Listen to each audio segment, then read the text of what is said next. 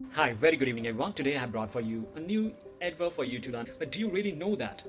If you don't, then learn it completely. तो आज का जो वर्ड है आपके लिए वो है up to. UP up and to. Up to.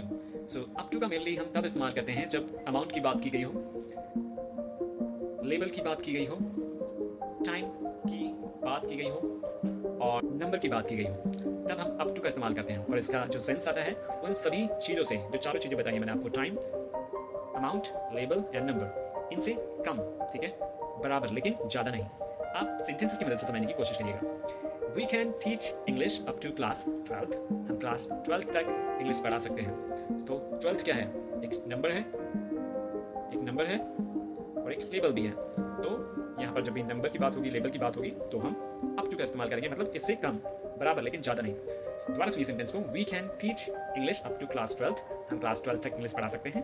Late me tell you, he has up to 10 minutes to sing a song. उसके पास एक गाना गाने को 10 मिनट का समय है। So now we are talking here about times. तो 10 मिनट्स के टाइम की बात की गई है, से कम, बराबर लेकिन ज़्यादा नहीं, अप टू। ओके, सो उसके पास एक गाना गाने को 10 मिनट का समय है।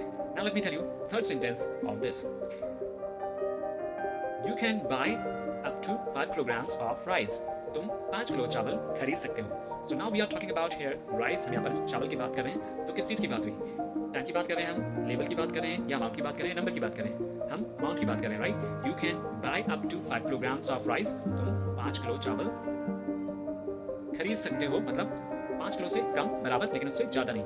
Let me tell you the last sentence of using this adverb, which is there were 500 seats in the auditorium. Auditorium में 500 से कम सीट्स थी या 500 तक सीट्स थी, इससे ज़्यादा नहीं थी। Are you getting what I'm saying? So if you really understood this adverb, so please don't keep this video to yourself only. Just share this video